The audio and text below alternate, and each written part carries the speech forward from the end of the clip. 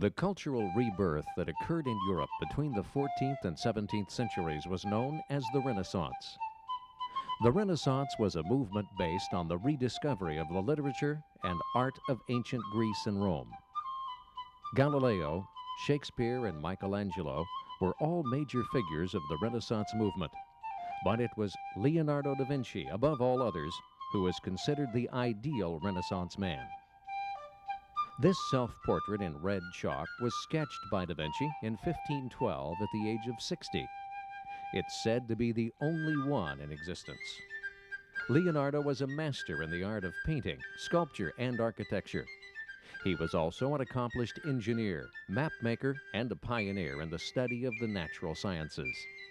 His scientific research and observations were far in advance of the times. In his numerous sketches can be seen examples of flying machines and tanks.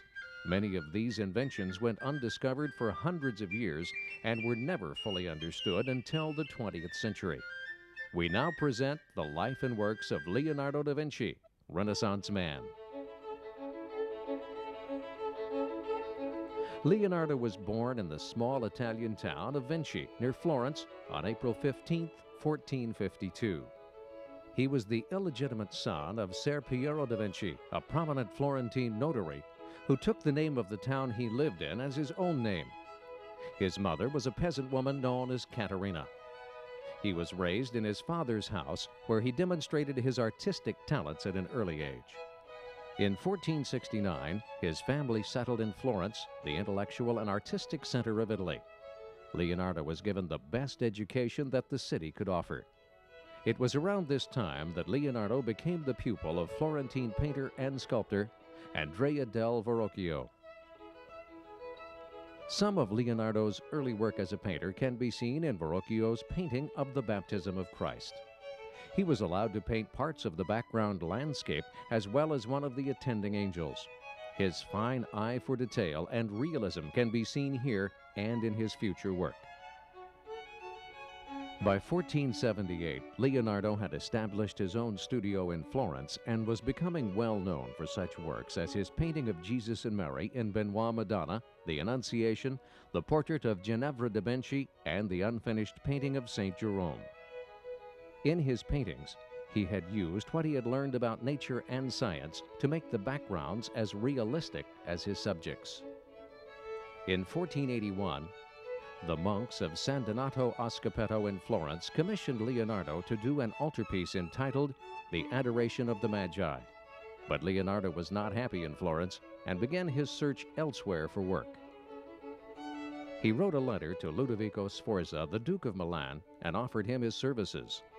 The Duke accepted his offer, and by 1482, Leonardo was in Milan, leaving The Adoration of the Magi forever unfinished.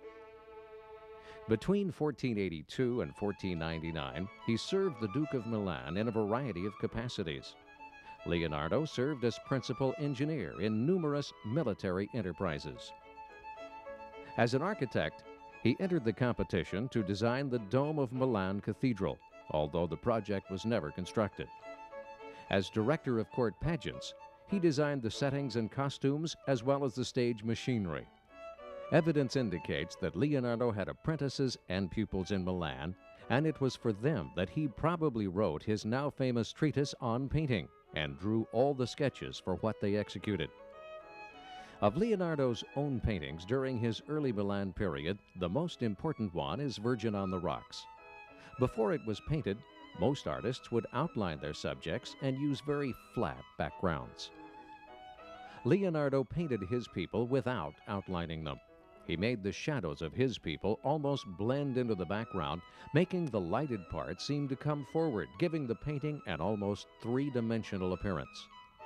18 years later, Leonardo would paint the Virgin of the Rocks again. The two paintings look almost exactly the same. It was also during this period that Leonardo painted Portrait of a Young Woman and The Lady with the Ermine, the latter being a portrait of Cecilia Gallerani, the Duke of Milan's mistress. Between 1495 and 1497, Leonardo da Vinci labored on his masterpiece, The Last Supper. This great mural was done for the wall of a dining room at the Church of Santa Maria del Grazie in Milan. The Last Supper shows Jesus with his 12 apostles. The apostles are reacting to Jesus' announcement that one of them will betray him. The special way Leonardo placed the men around the table gives them a feeling of movement that had never been seen before. Unfortunately, Leonardo's experimental use of oil on dry plaster was unsound, and soon the work began to deteriorate. Although much of the original surface is gone, the greatness of the composition still exists. In 1499, the French invaded Milan and Leonardo was forced to leave. After a brief period abroad, he returned to Florence in 1500. It was here that Leonardo began work on the painting St. Anne with Virgin and Child. It would go unfinished for 10 years. 2 years after returning to Florence, he entered the service of Caesar Borgia, a cardinal and Duke of Romana. He served as Borgia's military engineer. During his 10 months with Borgia, he traveled through much of central Italy and produced a large number of maps. Today, these maps are important monuments in the history of cartography, the art of mapmaking. Upon returning to Florence again in 1503, Leonardo was engaged to design one of the large murals in the great council hall of the Palazzo Vecchio. The subject was the Battle of Anghiari, an episode in the war between Florence and Pisa. He made many drawings for it and completed a full-size sketch in 1505, but he never did finish the wall painting. The sketch itself was destroyed in the 17th century, and the composition only survives in copies, the most famous of which is by the Flemish painter Peter Paul Rubens. During this time in Florence, Leonardo painted many portraits, but only one of them survives today, the Mona Lisa.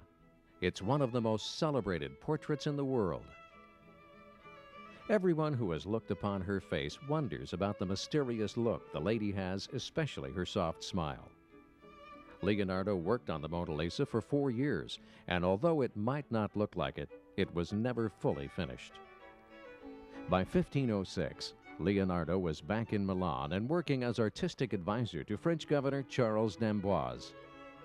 The following year, he was named court painter to Louis XII, King of France, who was then in Milan. For the next 6 years, he divided his time between Milan and Florence. In Milan, he continued his many engineering projects and worked on an equestrian figure for a monument to Gian Giacomo Trivulzio, commander of the French forces in the city. This project, along with many others, was never completed. By the end of 1513, Leonardo was in Rome and in the court of the new Pope, Leo X. During the next 2 years, the aged artist worked on no major commissions, but wrote continuously in his notebooks on a variety of different subjects such as anatomy, mathematics, and mechanical studies. In 1517, Leonardo moved to France at the invitation of King Francis I. He was proclaimed royal painter, architect, and engineer, although he was no longer active in those roles. It was at his residence near the city of Amboise, France, that Leonardo da Vinci died on May 2, 1519, at the age of 67. He was buried here at the Church of St. Florentine in Amboise. Leonardo's notebooks were bequeathed to his disciple Francesco Melzi and remained together through the 16th century.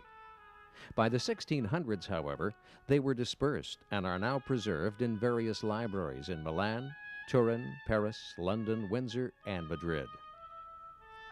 Encyclopedic in scope of subject matter, the notebook's text was written in reverse, that is, read from right to left. Leonardo was left-handed, and so mirror writing, as it was called, was more comfortable and natural for him. It was these notebooks that occupied most of his time and accounts for many of his unfinished projects. We now present a few of Leonardo's many achievements that are found in his infamous notebooks. The first subject is physics. This drawing by Leonardo is for a device for calculating the balance of objects.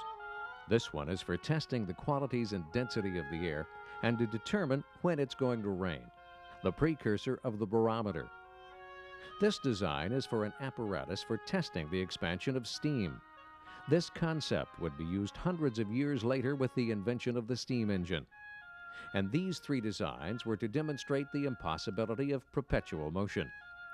The next subject is the music of Leonardo da Vinci. Although we have no compositions from the hand of Leonardo, there's no doubt that he could write music, as in this example. Leonardo was also a great inventor of musical instruments, although the inventions only exist on paper. These drawings show us his invention for a mechanical violin. This one demonstrates a mechanical drum. And this drawing demonstrates a mechanical hammer for ringing bells. Astronomy was another subject that fascinated Leonardo.